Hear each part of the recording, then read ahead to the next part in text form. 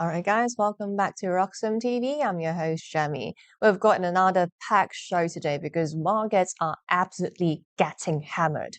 Stocks are down, crypto's down, AI stocks are down, and investors everywhere are asking the same question. Is this just a small correction or is something much bigger starting to break? We'll start with Friday's massive sell-off on Wall Street. The Nasdaq just suffered its biggest single-day point drop in history, wiping out more than $1.8 trillion in market value. We'll break down why strong economic data actually became bad news for markets, why traders are suddenly talking about future rate hikes instead of rate cuts, and why the AI trade that seemed unstoppable just got punched in the face. Then we head over to Asia where the sell-off is spreading fast. So SoftBank plunged more than 7%, Samsung got hit, SK Hynix got hit, so as TSMC got hit. The AI boom that drove markets higher for months is suddenly facing its first real stress test. But then we'll look at the other side of the story because Nvidia just announced a major multi-year partnership with SK Hynix. Jensen Huang says AI chip shortages could last for years. So is the AI boom actually slowing down? Or is Wall Street simply taking profits after one of the strongest rallies we have ever seen? Next, we'll shift gears and talk geopolitics. So Chinese President Xi Jinping is visiting North Korea for the first time in 7 years. So question, why now? What does it mean for China's relationship with Russia and also North Korea's growing influence and the broader balance of power in Asia? We'll break down just for you guys and why investors should be paying attention. Then we'll come back to my hometown, so in Hong Kong. Hong Kong is currently the hottest IPO market in the world. Hundreds of companies are lining up just to go public, but there is one issue. Many of these IPOs are collapsing shortly after listing. We'll explain why some investors are making fortunes while others are getting completely wiped out. After that, we'll spend some serious time on Bitcoin because Bitcoin has fallen toward 59K just over the weekend.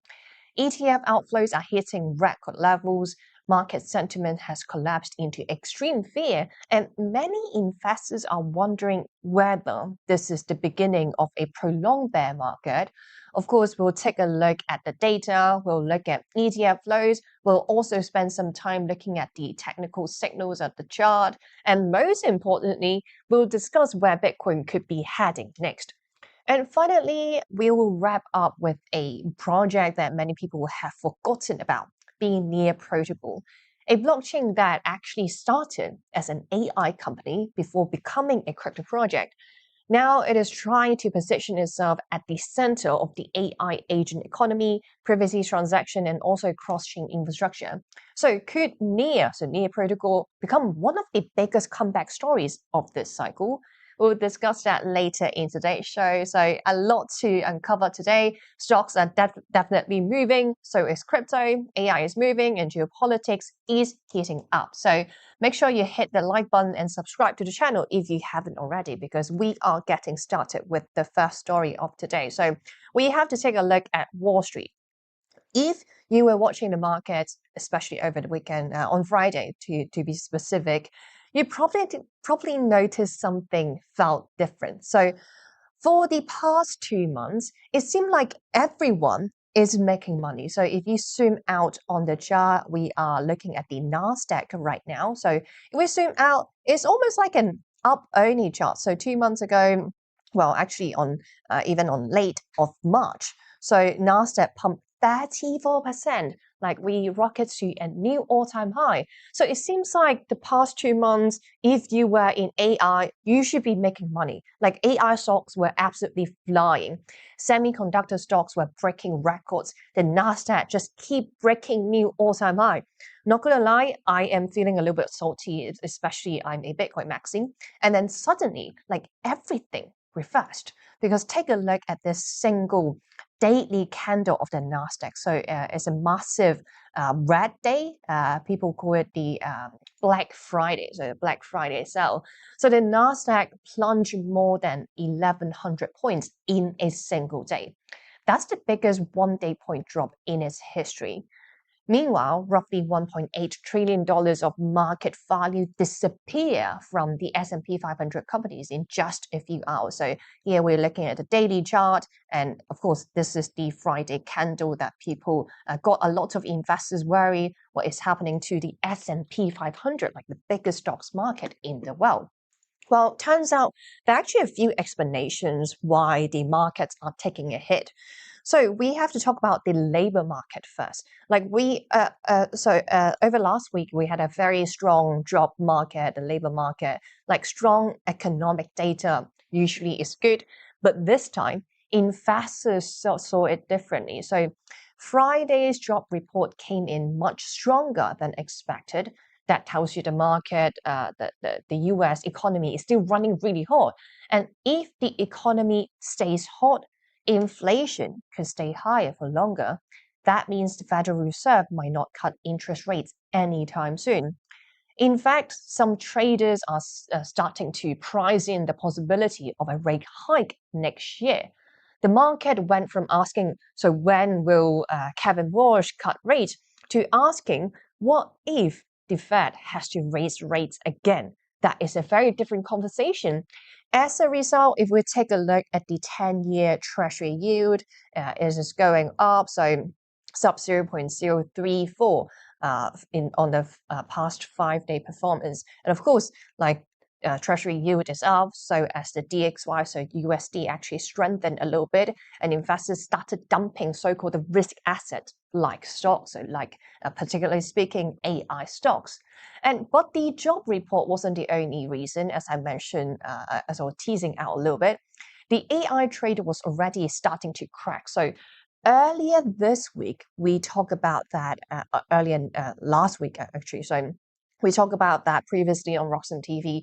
Broadcom reported earnings. So the company still made a lot of money, but its outlook disappointed investors. That doesn't sound like a big deal, but Broadcom was one of the companies benefiting from the AI boom. And Broadcom is massive. We take a look at the world assets, basically the market cap. So that would include gold and silver. And you will see, like, there you go, Broadcom is sitting at number 9. Like if we include the world assets, so if we exclude that, then -2, then it will be in number 7 in the position worldwide, globally speaking. So suddenly investors realize something from Broadcom. Not every company connected to AI is guaranteed to go up forever. That belief has been driving the market for months. Broadcom might have been the first sign that expectations got too high. And once that confidence broke, selling spread quickly across the entire semiconductor sector. So the Philadelphia Semiconductor Index dropped more than 10% in a single day.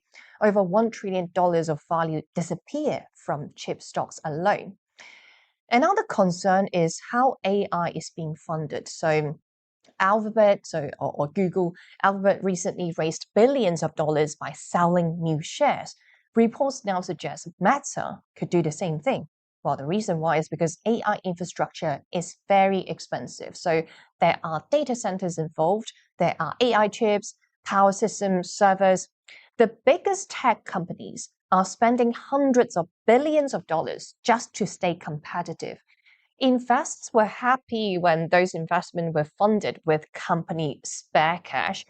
But if companies start issuing new shares to raise money, that's a different conversation. So more shares means dilution, and dilution usually isn't good news for existing shareholders.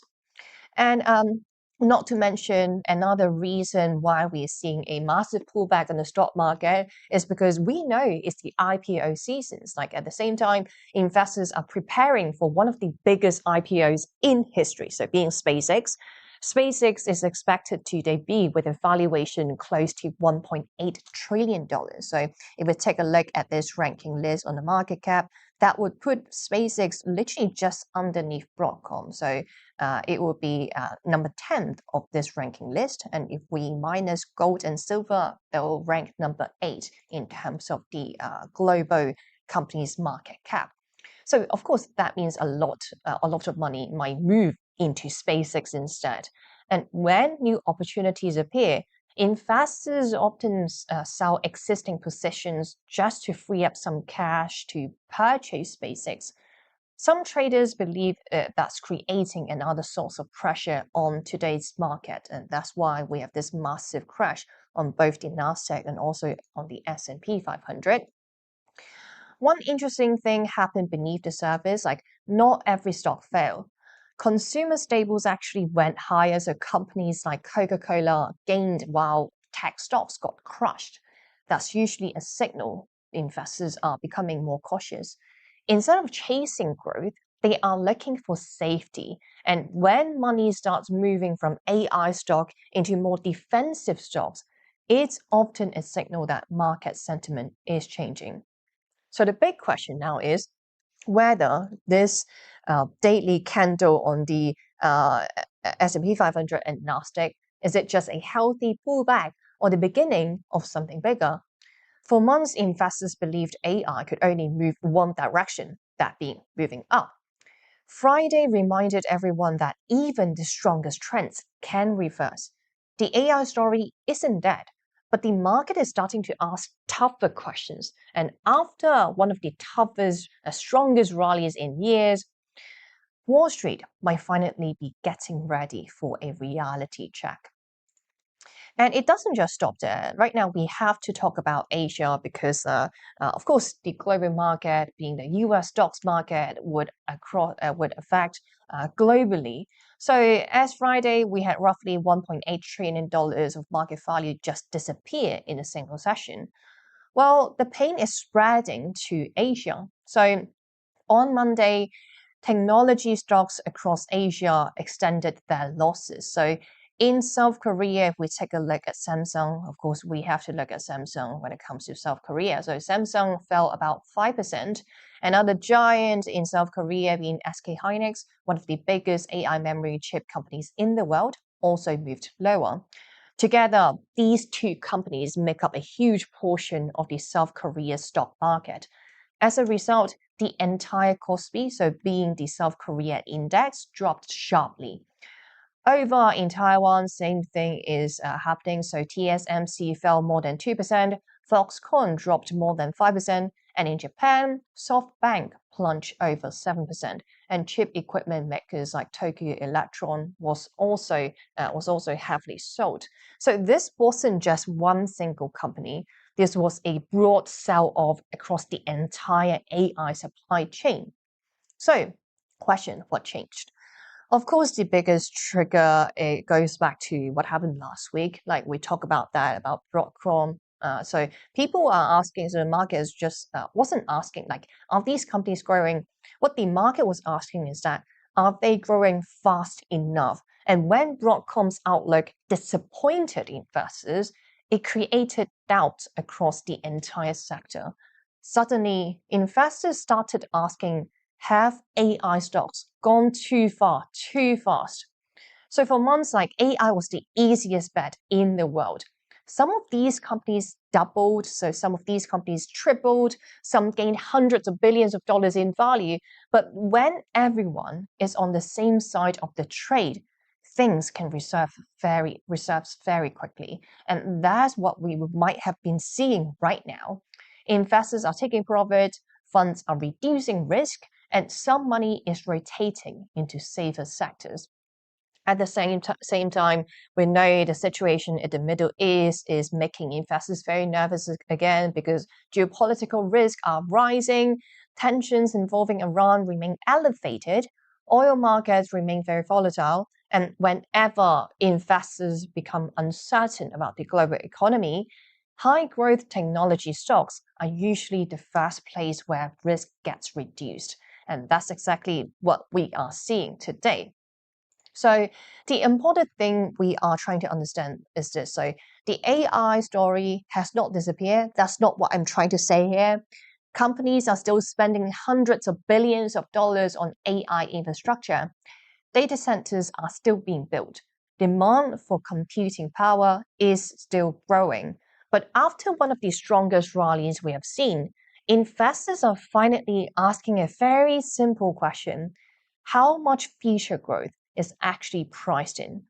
The AI boom is still alive, but the market is reminding everyone that even the strongest trends don't last forever.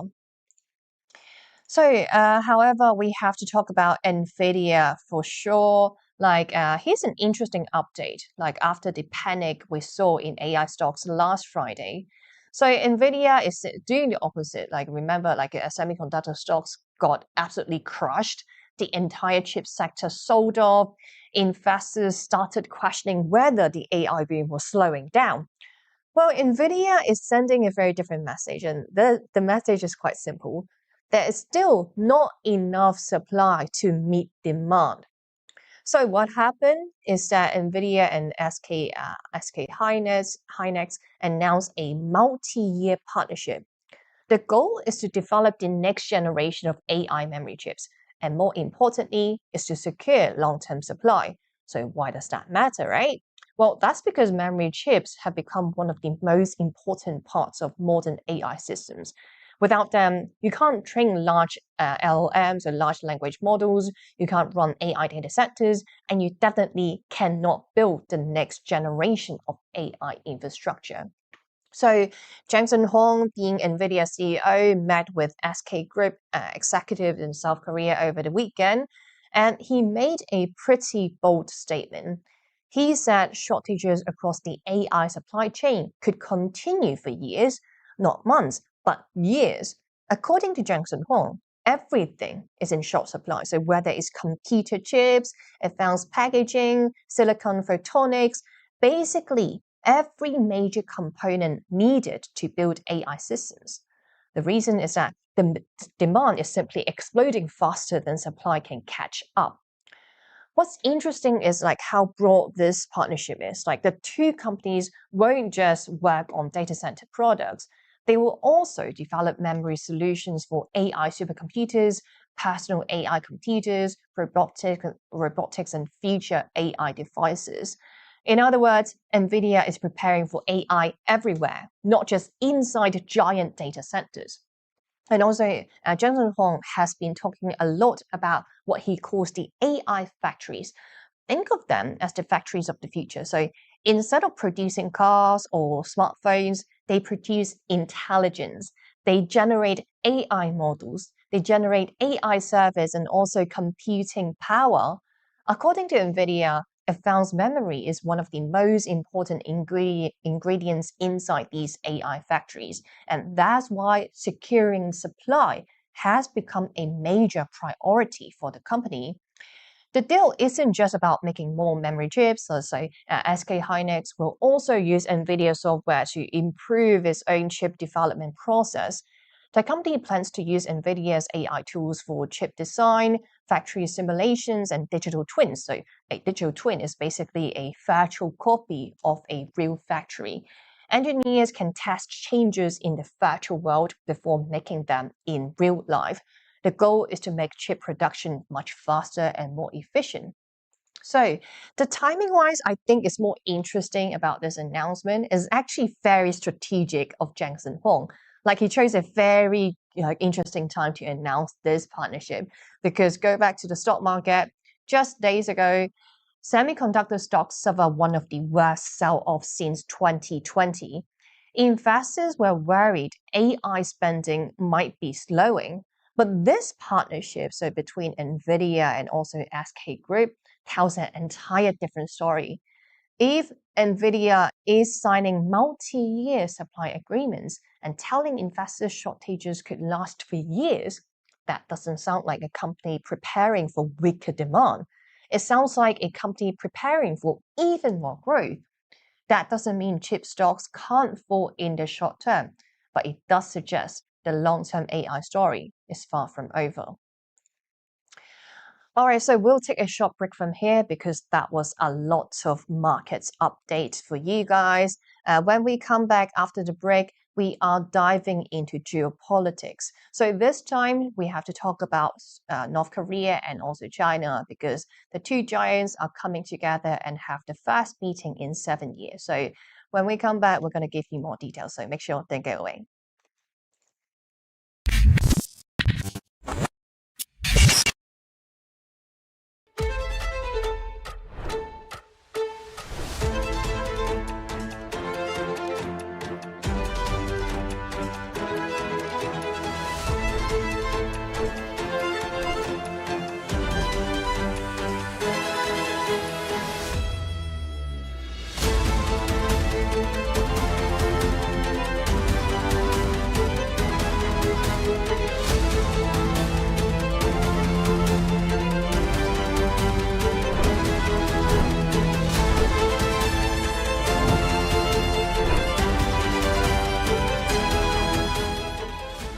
This is Alex. Alex spends most of his time thinking like a trader, still deciding what to do with his Bitcoin. While Alex waits for the perfect entry, this is Laura. She's watching the S&P drop. Everyone is suddenly a macro expert. She doesn't panic. This is Tom. No screens, no noise, no stress. While Tom focuses on his swing, his Bitcoin focuses on compounding. Because Bitcoiners don't want more dollars. They want more Bitcoin. I want more Bitcoin. The best move is letting your Bitcoin work while you plan the next one. Grow by Roxum. One currency, one place.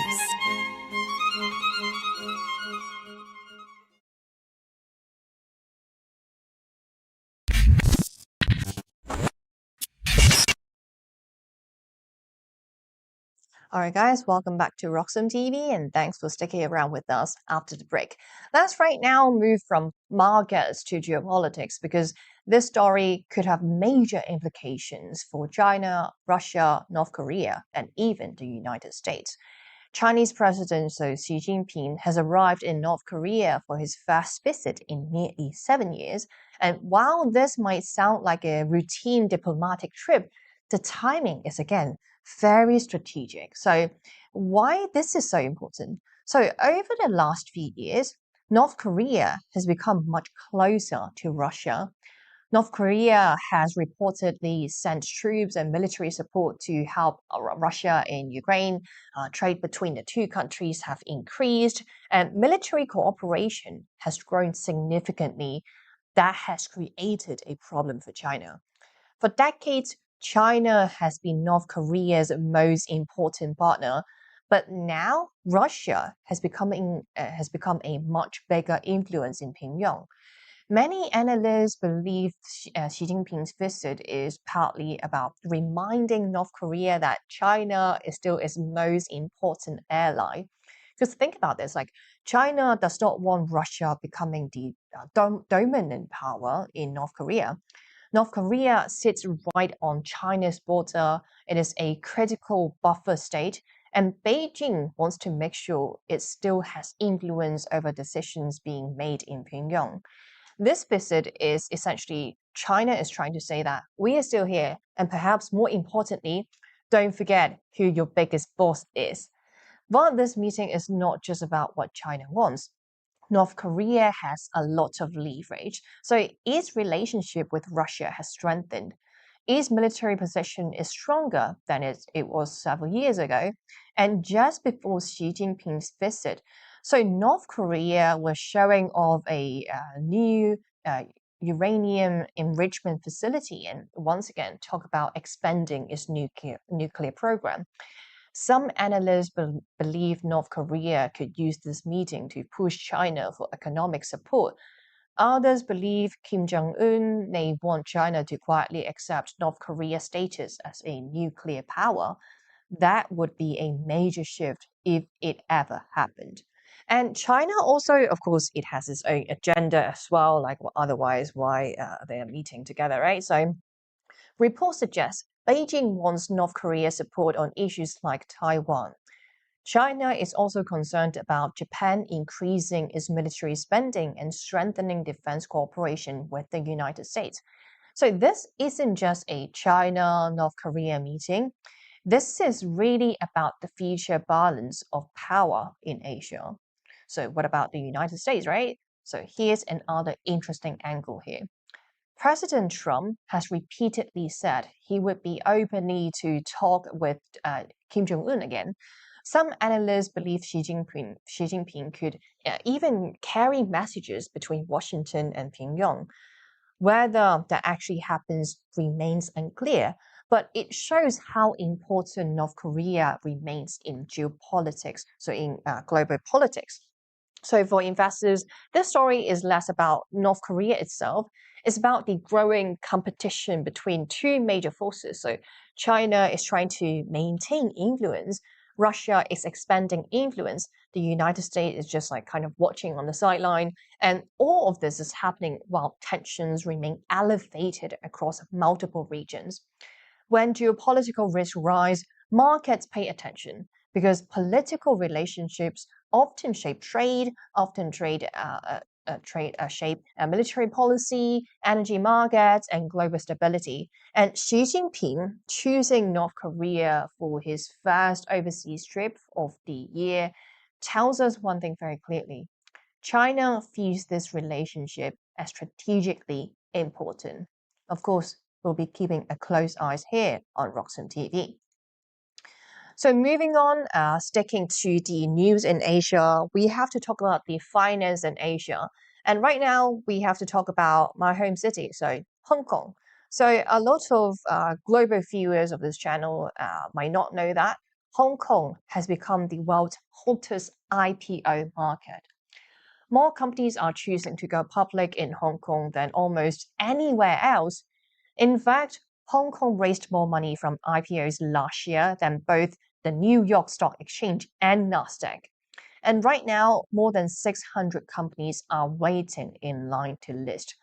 That sounds like a very successful story for my home city, right? So in Hong Kong.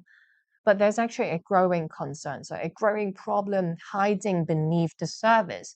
And many of these stocks are doing terribly after they go public. So since the start of 2025, Hong Kong has seen 179 new listings, but about like half of those stocks have actually fallen over the last 3 months. That's much worse than the overall Hong Kong market and much worse than the performance of global IPOs.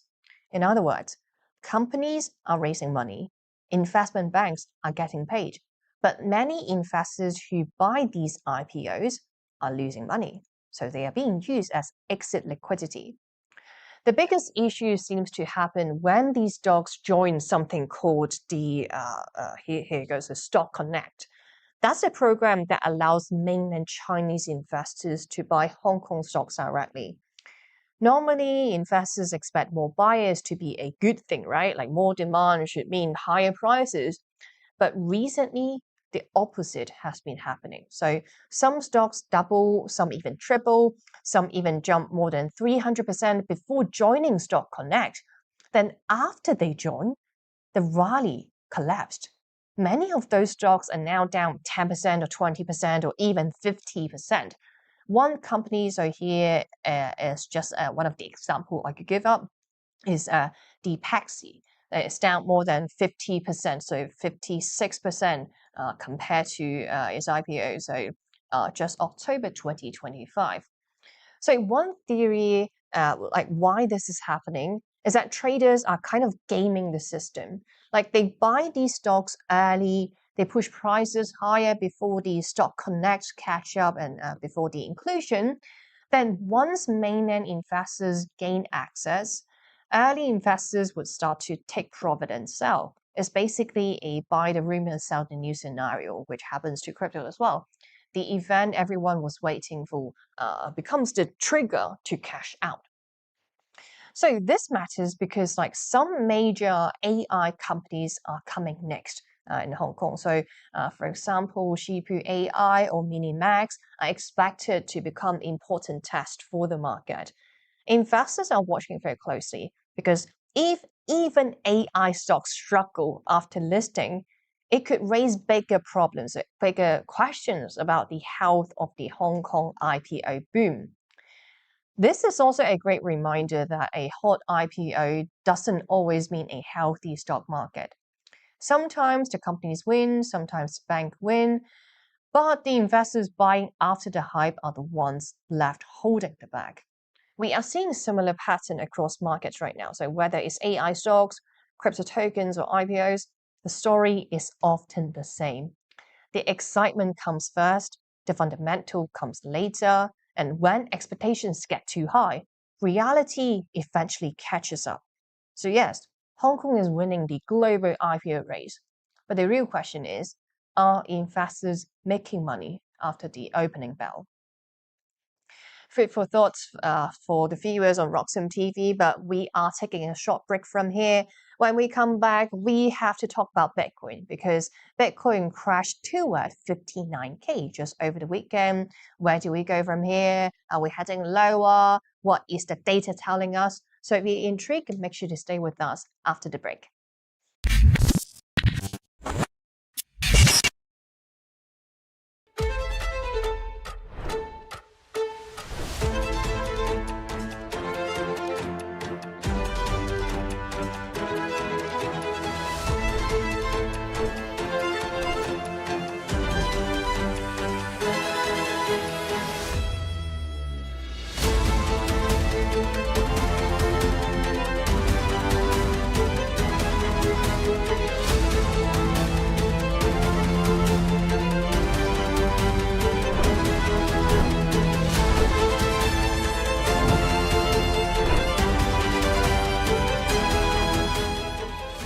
This is Alex. Alex spends most of his time thinking like a trader, still deciding what to do with his Bitcoin. While Alex waits for the perfect entry, this is Laura. She's watching the S&P drop. Everyone is suddenly a macro expert. She doesn't panic. This is Tom. No screens, no noise, no stress. While Tom focuses on his swing, his Bitcoin focuses on compounding.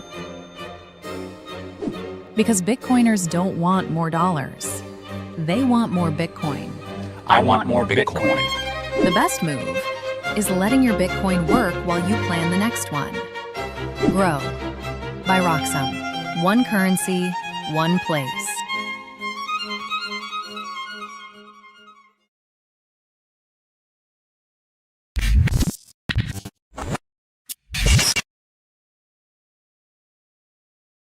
All right, guys, welcome back to Roxum TV, and thanks for sticking around with us after the break. So this segment, we're going to spend basically the entire session looking at Bitcoin, because what happened over the weekend is that Bitcoin crashed toward 59K. So let's spend some time to answer the big question right now. Is Bitcoin about to recover, or are we heading into a much deeper bear market? Because right now, sentiment is absolutely terrible. And historically speaking, that's usually when things get interesting. So let's start with the facts. So Bitcoin ETFs now, we have seen one of the worst period of outflows since they launched. So if we take a look at this graph, I want you guys to just take a very quick look. So if we squint our eyes and look at the screen, you notice it's just all red. That means all outflows. So there's an exception on 4th of June, but that was only $3.2 million. That is absolutely not a lot compared to all these outflows. So they're more than, basically a few hundreds of millions of dollars of outflow on a single day. So that's how serious we've gotten to. Over the last 13 trading days, investors pulled roughly $4.3 billion from Bitcoin ETFs. That's around 60,000 BTC sold into the market. Over the last 20 trading days, outflows have reached more than $5 billion. That's the largest 20-day outflow period on record. At the same time, Bitcoin has fallen almost 50% from its all-time high of 126K. And Galaxy Digital's Fear and Greed Index, so here we have collapsed to just 13. That is deep into the extreme fear territory. When everyone was talking about Bitcoin at 120K, people thought we were going to 200K at the very least. Now people are asking whether Bitcoin is going back to 30K. That's how quickly sentiment changes. So question, what is different this time? Many investors are blaming the ETF outflows. Some people are blaming that MicroStrategy got some Bitcoin sold.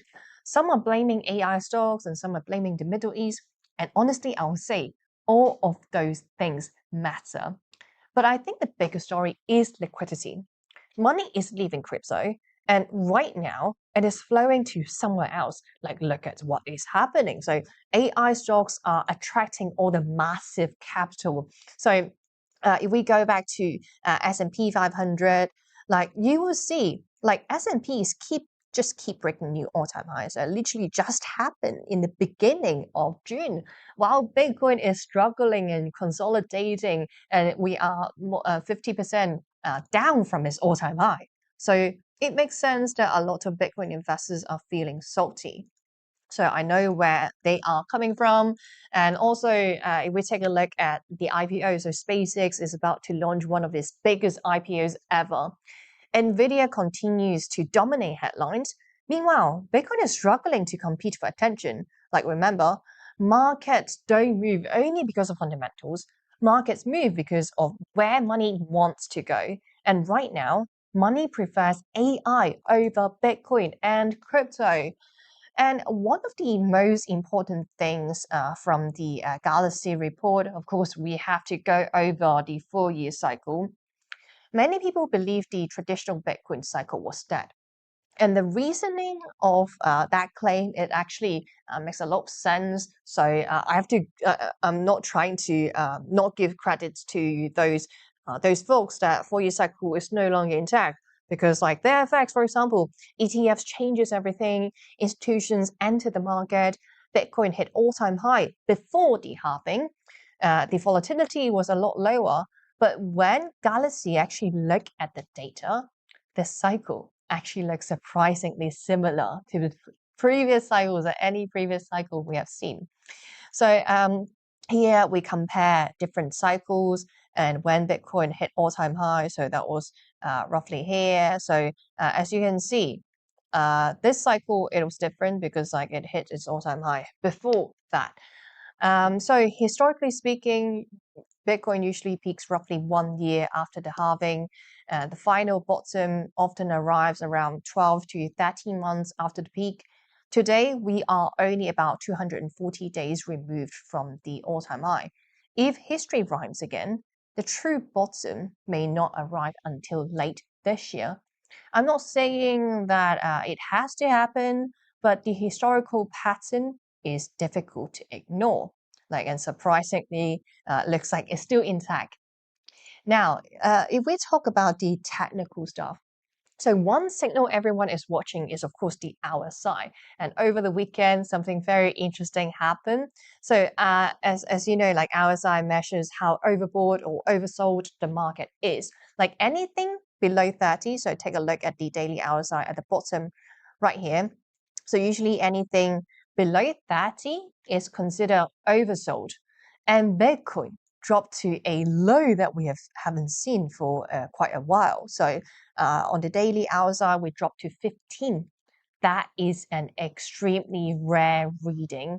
The last time we saw something similar was during major market panics. Now, before everyone gets so excited, like oversold doesn't mean we have bottomed out yet. Like oversold simply means the selling has been too extreme. And usually after extreme selling, markets bounce. That's exactly what we just saw. So if we take a look at the price action on the daily, so well, that is, I'm assuming too close, so bear with me. So on Friday, this also aligned with the stock market because like I would say stock market lead first, and Bitcoin is just an amplified effect of the stock market. So we were trading just a little above 59K. And just like 2 days later, so that was on Sunday, we rocketed like 8%. So if we from the take the absolute low to the absolute high is like more than 8%. So that is exactly how the V-shaped recovery we are witnessing on the chart. So Bitcoin quickly bounced to basically on Sunday, so 64K, so 64.1K. That's because like too many traders were positioned for further downside. Once Bitcoin stopped falling, short sellers started buying back the positions. So that is called a short squeeze, and it happened on a daily basis for Bitcoin or for crypto.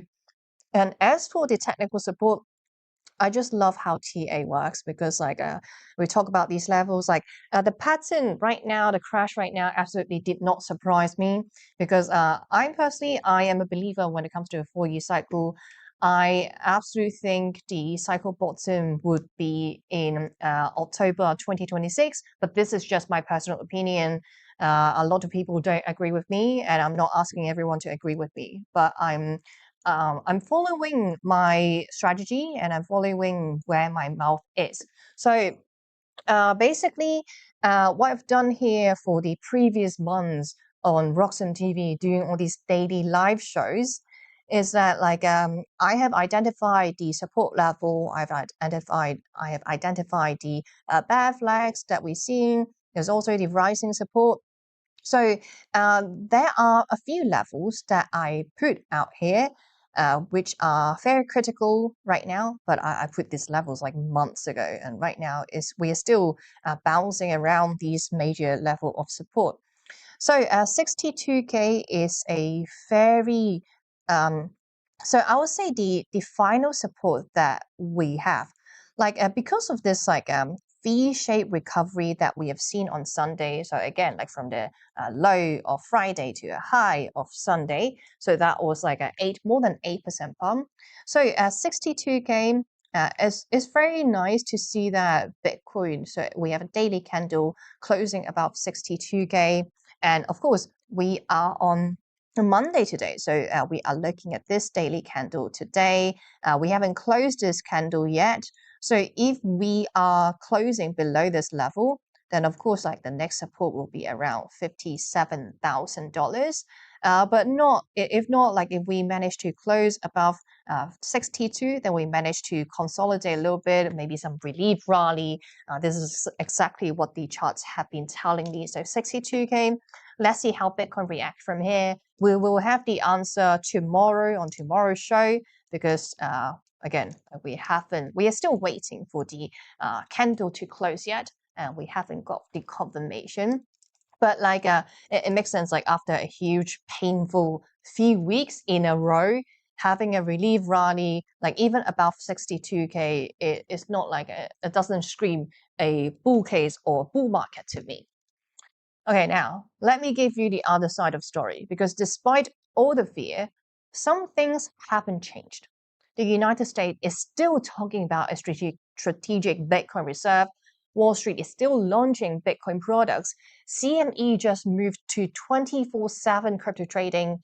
Governments continue discussing Bitcoin. Institutions continue building Bitcoin infrastructure. And long-term holders are still holding enormous amounts of Bitcoin. In fact, millions of Bitcoin are currently held at a loss by long-term investors. Historically speaking, those are usually the strongest hands in the market, the people most likely to survive to the bear market. So that's why they are still hodling. So my view right now is pretty simple. In the short term, Bitcoin is oversold. Like the RSI is definitely supporting the idea that increases the chance of a relief rally. And you could argue maybe that's what we've seen on Sunday, but I don't think like one rally automatically means the bear market is over. The bigger question is liquidity. If the ETF, so if we go back to the ETF outflow, continues like this, like on a so 2 weeks in a row, if AI continues attracting all the capital, so people are dumping so-called the risk-on assets like Bitcoin and crypto and use that money to put that in stocks market, and what if like the Fed stays hawkish, then Bitcoin will struggle for months. But if liquidity returns, if ETF flows stabilize, and if like macro conditions improve, then today's panic could end up looking like one of the best buying opportunities of this cycle. So just remember this, market felt euphoric at 126K for Bitcoin. Everyone is screaming we are going to 200K at the very least. Now it feels hopeless at $60,000. Usually the best opportunities appear when nobody wants to hear about them. And right now, Bitcoin is definitely no longer the popular trade in the current market conditions. All right, so you guys know my stance when it comes to Bitcoin. I'm a long-term bull. Like short-term wise, like this few months, we're gonna be it's gonna be quite boring. So we just have to hang in there. But luckily, you are watching Roxham TV, so we are doing this with you guys. All right, so let's talk about a project that seems to show up in every major crypto narratives. So from high-speed blockchains to sharding to chain abstraction to AI agents, of course, I'm talking about a project called Near Protocol. Near Protocol somehow find a way to stay relevant in this current state, and now it's trying to position itself right at the center of the AI boom.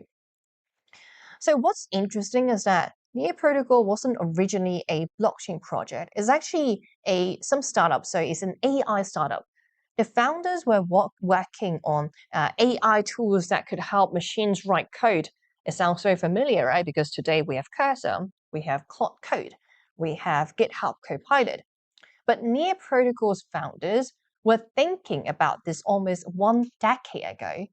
The problem that we were experiencing, for example, let's say they hired developers from around the world. However, they couldn't pay them efficiently. So that's why the reason is because like cross-chain payments were slow, very expensive, and sometimes did not work at all. So instead of fixing AI, they ended up building a blockchain, and that's literally how Near Protocol was born. So one reason, okay, Jamie, why are we talking about Near Protocol yet again? So one reason Near Protocol gets attention, like whenever AI becomes popular, is because of this founder. So here we have the picture of the founder. So he was actually one of the co-authors of the famous Transformer paper. And if that name sounds very familiar, the Transformer architecture is the foundation behind ChatGPT, Claude, Gemini, and basically every major AI model today. Even Nvidia CEO Jensen Huang has called the paper one of the most important breakthroughs in modern technology. So unlike many crypto projects that suddenly just like slam the name AI in the marketing and boom, this is some AI token, some AI crypto, Near Protocol actually has a genuine AI roots. Now, let's talk about what Near Protocol is building today. So the biggest focus right now is something called intent. And don't worry about the technical term. The idea here is actually quite simple. So imagine you want to swap Bitcoin for Ethereum. Normally, think about it. You need bridges. You need different wallets, and you have to pay gas tokens and multiple steps. With intent, you simply tell the system, I want Bitcoin or I want Ethereum. The network figures out everything else automatically. So think of it like Uber. Like you don't tell the driver which roads to take, you simply tell them where you want to go. So this idea seems to be getting so much traction in the market right now. Near says its intent network now support around 25 different blockchains, and cumulative cross-chain volume has exceeded $20 billion. Of course, that is some large number, especially during a period when many crypto projects are struggling to grow. What's even more interesting is that the protocol has generated over 30 million in fees, and most of that growth happened recently. So people are actually using it, not just talking about it. Here's also where things get interesting. So AI agents are also in the whole roadmap of Near Protocol. AI agents are becoming one of the hottest themes in crypto. The idea is quite simple. So imagine an AI that can manage money, move assets between chains, execute trades on your behalf, and pay for services and do all of these stuff automatically. The problem is that today's crypto infrastructure is still too complicated. AI agents don't want to deal with bridges, don't want to deal with gas tokens because like you have to switch to at least like two. If you're playing across two different networks, you have to pay usually 1 or 2 gas tokens and you have to swap around. It's very annoying. Or you have to interact with 5 different wallets. And that's where Near Protocol believes intents can help. The network acts like a simplified backend that AI agents can use. In theory, that could make AI-powered finance much easier. And the reason why Near Protocol past 1 month performance is actually not bad. Like it depends on the time frame. Like we had a crash that also aligned with Bitcoin's price. Of course, like Bitcoin is a leader. So basically from beginning of May to the beginning of January, we pumped to like from almost a double, so $1.50 to $3, so a double. Like congratulations to folks who caught this trade. But the reason why Near Protocol is catching so much attention is that there is also another layer and another narrative that people are putting attention on Near Protocol. So that being privacy.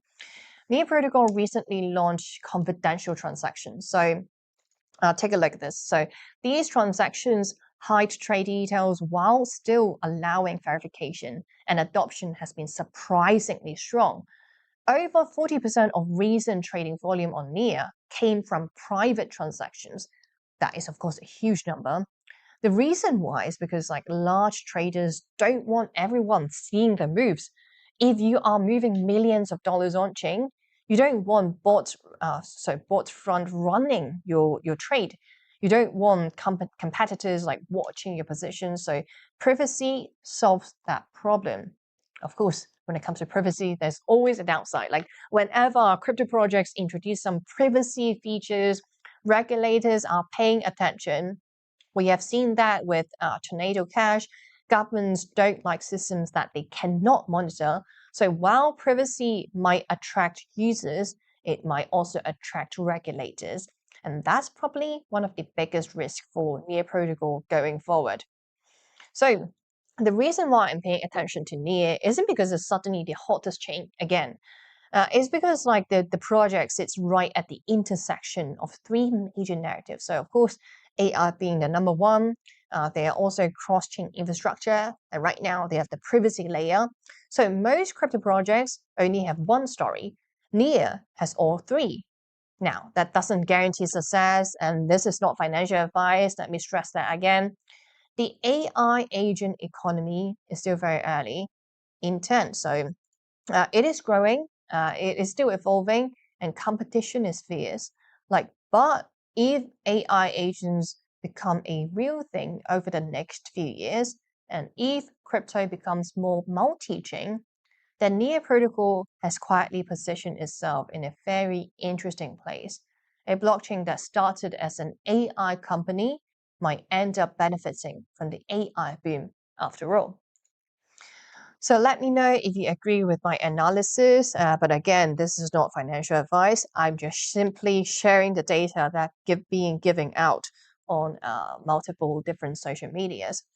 But anyways, that pretty much mark up the end of today's live show. Before you go, make sure to give us a follow on X. So my X is gemcrypto_io. Make sure to follow Roxum TV as well, because we have news coming out on a regular basis.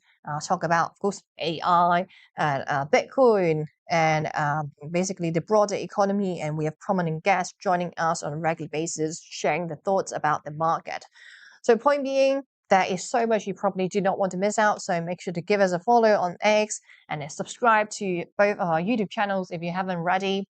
As always, I'm live here Monday through Friday starting at 3 a.m. Eastern Time. If you don't manage to catch my shows live, don't worry, the recorded versions are also available on both channels. So being Gem Crypto YouTube channel and also Roxum TV YouTube channel. Thank you guys for watching. I hope you guys have a fantastic day and see you guys in tomorrow's show.